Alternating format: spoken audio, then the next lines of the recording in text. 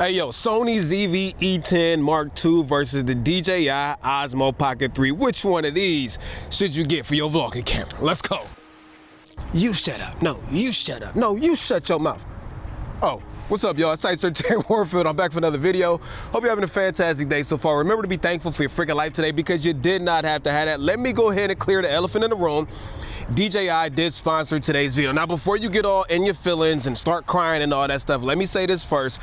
When I was talking to DJI about this video, we all mess up DJI name, but when I was talking to them about this video, I told them like, yo, I don't care how much money you're willing to pay me. I will not intentionally make the Osmo Pocket 3 look better than the ZV-E10 Mark II. And as long as you're okay with me calling a fair fight down the middle as best as I can, fine, I'll go ahead. And they said, you know what? Okay. So I was like, okay, let the best man or woman, whatever you want to call these things, win. I have already compared the Osmo Pocket 3 to the Sony ZV-1 Mark II and iPhone 16 Pro. I'll leave those linked at the end of this video, but this is DJI's vlog camera, which is taking the world by storm. It's got a 1-inch sensor, a rotating screen. It's got a 3-axis gimbal on top of it. It's super lightweight, super tiny. It's got a ton of features and frame rates in here.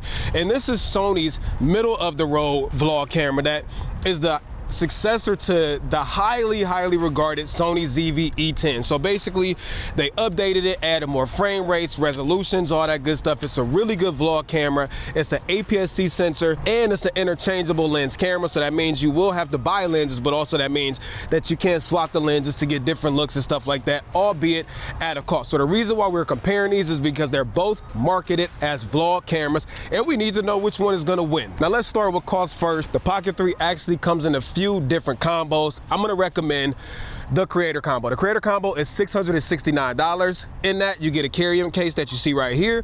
You get the Pocket 3. You get a little plastic protective casing here, which is really dope. You do get a wide-angle attachment with the Creator Combo, which will take it from about 20 millimeters down to 15 millimeters. You get a battery extension handle and you get a DJI mic too. So basically for $669, you got everything that you need to start making content right here, 669 bucks. Now for the ZV-E10 Mark II, it starts out at $1,000. Okay, so you do have to get a lens with this camera. However, that's going to cost you some more money. So even if you go with the basic kit lens, which I typically don't recommend, but even if you were to go with the basic kit lens, that is $1,099 to start. If you want to go with other lenses, obviously that's additional money. And because you'll probably need some type of microphone with this camera, you also have to factor that in also. So if you go with the base ZV kit plus at least some microphones, you're going to be at least around $1,200 to $1,300 to get started. So right off the rip, Pocket 3 gets the W because it is so much cheaper. You can really buy 2 Pocket 3s for the price of one ZV-E10 Mark II. All right, so let's talk handling and usability. First of all, you can see the Pocket 3 is truly a pocket camera. This thing is tiny in comparison to the ZV camera. Now, I'm gonna show you the ZV camera with the lens off, although you would never use it like that because you have to have a lens on here for it to work. Even with the lens off, you'll see that the Pocket 3 is still quite a bit smaller.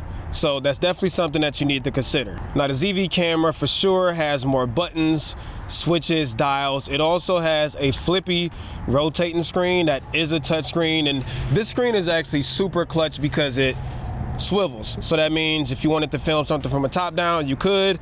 If you wanted to film yourself like this, you could. And also it is a full touch screen that you use to manipulate the menus and all of that good stuff. And then as I said, the Pocket 3 is truly pocketable. This thing is so tiny and you operate pretty much everything through the screen. If you turn it on, the screen rotates to flip over from horizontal to portrait. Okay, and then you primarily use the touchscreen to control everything. So you get to the frame rates, the menus, the resolution, everything through the touchscreen itself. And then you do have a joystick, which is a button and also a record button. But aside from that, that's really all you got. So overall, the ZV is larger. It has more controls, but again, that comes at the expense of size. You also have to put a lens on there, which makes it not pocketable. And then the Osmo Pocket 3 is super small, super tiny, and it's pocketable. However, you do have to use the smaller screen. It's not a swivel screen, and also you only have 2 buttons, so you really have to pick which one is better for your use case. I'm gonna call this a draw. Now, before we move on, I noticed that a lot of y'all come back and watch my videos, but you're not subscribing. That hurts my feelings. What, you don't like me or something?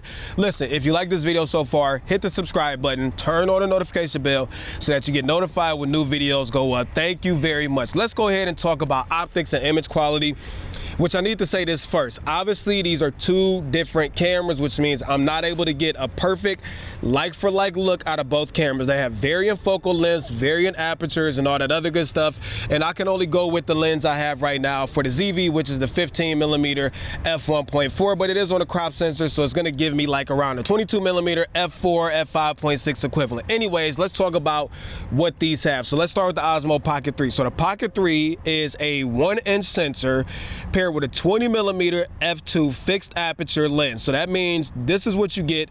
You can't change it, and it's 9.4 megapixels. The ZV, on the other hand, has a 26 megapixel sensor right here, and it is an APS-C size sensor, so it is considerably bigger, and the lens and aperture depend on whatever lens that you pick. So that is a strength of the ZV. You can change out lenses if your wants change or your needs change.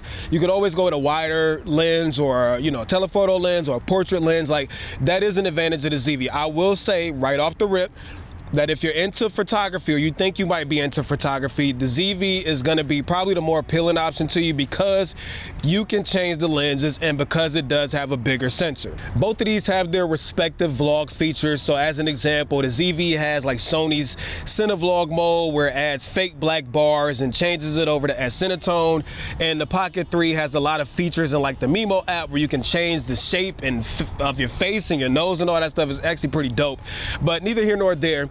Let's talk about resolutions and codecs. So the Osmo Pocket 3 can shoot up to 4K 120 frames per second, 1080p, 240 frames per second. The ZV can only shoot up to 4K 60, and that does come with the 1.1 times crop, where the Pocket 3 doesn't crop any of the resolutions at all. Now, the ZV can do 1080p 120 frames per second, but if you're into slow motion, the Pocket 3 is going to be the better choice because it has more resolutions and stuff like that over the ZV. But to the ZV's advantage, this one does give you more customizability when it comes to picking bit rates, codecs, all that stuff. Both of them shoot in 10-bit color. They both have log profiles. They both have HDR or HLG profiles, so that's a wash. And although you can change lenses and stuff on the ZV, the Pocket 3 has a magnetic filter system. So that means that you can snap on ND filters, wide angle attachments, mist filters, etc. on the Pocket 3. I just turned it on, didn't mean to do that.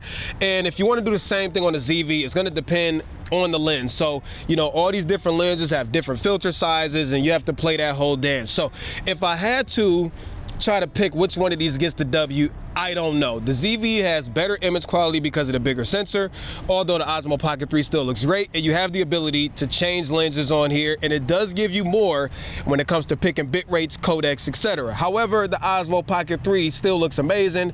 It shoots up to 4K 120 frames per second, and it has a whole magnetic filter system that you can use on here, which is super clutch to use. Also, you don't have to worry about stabilization and sensor crops, which you'll see later in this video is a big deal. So I gotta call this one a draw because both have really, really good perks. You just have to figure out which one is more important to you. Now, when it comes to like autofocus for vlogging and stuff like that, both of them are really, really good. They're both fast, they're both accurate, they both offer like face tracking, although the Pocket 3 has a moving gimbal, so it can move the gimbal and track you around the room at the same time. However, the ZV does offer more when it comes to autofocus. So the ZV can actually track stuff like eyes, it can track animals and photo and video. And simply put, Sony makes the best autofocus systems out there. So although both are good, when it comes to autofocus, I do have to give the W to the ZV-E10 Mark II.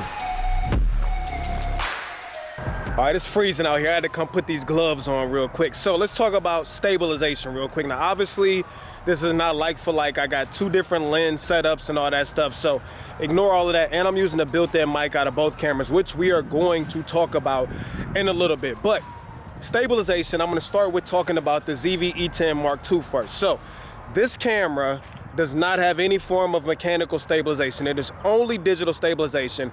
Right now, it is completely turned off. Now, Sony does sell lenses that have stabilization built into them, but that comes at an additional cost. Now, the Osmo Pocket 3 has a whole freaking gimbal on top of it, and it does have active track 6.0. So not only is your video always stabilized, but I could put this on a tripod and double tap on my face and it will follow me around the room. So it's essentially like having a cameraman.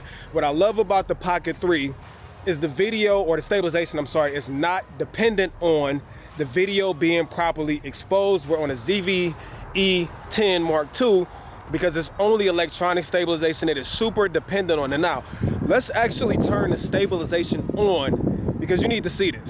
Okay, so now I have stabilization turned on the ZV-E10 Mark II. And as you see, it is super punched in. So stabilization electronically on the ZV-E10 Mark II costs you 30%. So that takes a wide lens like this and essentially stuffs it up your freaking nose. So the Osmo Pocket 3 obviously still maintains its 20mm focal length because it's not dependent on any type of electronic stabilization. So at the end of the day, Osmo Pocket 3 is gonna take the cake, hands down, when it comes to stabilization. A physical mechanical gimbal will always beat digital stabilization, because as soon as it gets dark or lighting conditions are not favorable, then it doesn't do well. And on top of that, it costs a 30% crop, which I'm just not a big fan of. And if you want more stabilization than that, the only way you can get that is to buy lenses that have stabilization built into it, which even that doesn't work that well on the ZV-E10 Mark II. So W goes to the Osmo Pocket. How does this relate to vlogging though? The reason why I have to make this a separate point is because both companies advertise these as vlog cameras. So the Osmo Pocket 3 is just way better suited for vlogging. It's got a physical mechanical gimbal that can track you around the room, especially if you don't have anybody to film for you. It could just follow you as if you have your own cameraman. The wide angle lens is much better suited for vlogging. The video is stabilized under all conditions. So from a vlog camera, I gotta give the W again to the Osmo Pocket 3. It's no contest. Now let's talk battery and charger real quick. So the ZV comes with a removable battery, as you see right there, and it'll last you for about an hour and a half or so, filming in 4K 24, which is pretty decent. You can charge it with USB-C. And the good thing about these, because the batteries are removable, that means if you have more than one battery, if one dies, you could just hot swap another battery into it. The bad side about these batteries is they take about an hour and a half to charge from 0 to 100%. So you better make sure that you bring extra batteries with you. When it comes to the Osmo Pocket 3, the battery cannot be changed or removed, so that is a factor you got to consider. And if you get the Pocket 3's Creator Combo, that comes with the battery extension handle, which will give you about an hour extra of runtime on top of the already about 2 hours runtime filming in 4K 24. The thing about the Pocket 3, however, is when it dies, it can charge from 0 to 100%, y'all, in 38 minutes. 38 minutes plus that charges mad fast also. So all in all, I have to call this one a draw. Some people will prefer being able to hot swap batteries. They don't want to have to worry about if the battery dies, does the unit die with it. Some people will prefer the convenience of the Osmo Pocket 3, how fast it charges, and the extended battery grip. So for this one, I have to call it a draw. All right, we need to talk about audio, because audio is just as important as video, and these two cameras handle audio very, very differently. Let's start with the ZV, since we're talking about it. And by the way, I didn't touch the audio out of either one of these cameras. The only thing I did was compress them just to make sure that the levels were in check. So the ZV-E10 has a triple cardioid, I hate that word, pattern vlog microphone built into it. It's got obviously intelligent wind noise reduction, and it sounds amazing as you're hearing right now. But it does have a trigger bit sleeve. So because it has all of these microphones, it can also change the directionality of them. So because it sees my face and I'm locked on with autofocus, it knows to prioritize the audio to come from me, right? If somebody was behind the camera, it will hear it and it will shift the audio to behind the camera, and it actually works really, really well in practice. However, the built-in microphone only goes so far, right? So if you want to connect the external microphone, you can plug up a wireless system via the 3.5mm jack, or you can use one of these, okay? These are the ECM mics, and these only work on Sony cameras. And because the Sony cameras have a smart shoe on them, you just plug it in.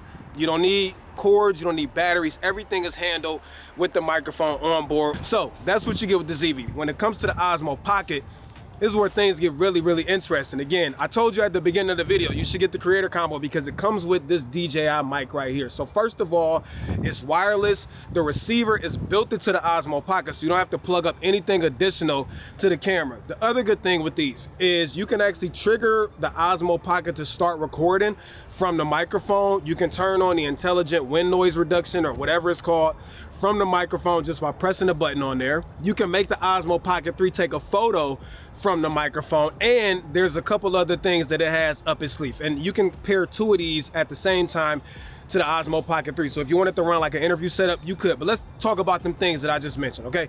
You could actually set the Osmo Pocket 3, which has several microphones, also internal audio, to record the internal audio and audio from the DJI mic at the same time. So that means that you could actually blend the audio and mix the audio in post because you have two separate audio feeds coming from the DJI Mic 2 and from the mics inside of the Osmo Pocket 3. Now to take it a step further, the DJI Mic 2 can record 32-bit float internally. So when you press record on the Osmo Pocket 3, it also triggers the DJI Mic 2 to record a 32-bit float copy internally on this. And if you don't know what 32-bit float is, you can push and pull it a whole lot without messing it up. So as I stated earlier in the video, if you get the creator combo, this comes with it. They also offer a creator combo that has two of them, but this comes with it. This is all you need to get started with capturing crispy audio right out the box with the Osmo Pocket 3. With the ZV-E10 Mark II, it's either use the internal microphones or you gotta go purchase, even if you get Sony's microphones, additional microphones to plug up to it. So even though both of them have their advantages, I have to give the W again to the Osmo Pocket 3 for audio.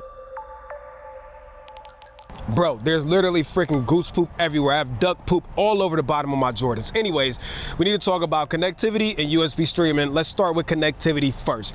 Now, both of these will allow you to connect to their respective app on your phone. So the Osmo Pocket, sorry, I'm losing my voice, connects directly to the Mimo app, and the ZV-E10 connects directly to Sony's Creator Cloud app. Both of them have cloud services and all of that stuff built into it. To be honest, I don't use any of that. Anyways, both of them will allow you to control the cameras remotely, so you can adjust the exposure, start and stop recording, all of that good stuff. The Osmo Pocket, however, allows you to control the gimbal remotely, which is really fire, y'all. I have a whole video dedicated to this, which I'll leave up there, but you can literally put the Osmo Pocket 3 on the side of your car, right, and sit inside the car and control the gimbal and tracking the vehicles from inside the car without touching the Osmo Pocket 3. It is so fire, and it's just something I can't believe you could do it with a camera this small. Either way, I've used both of them a ton with their respective apps. I will say that the DJI Mimo app paired with the Osmo Pocket 3 is a much more reliable system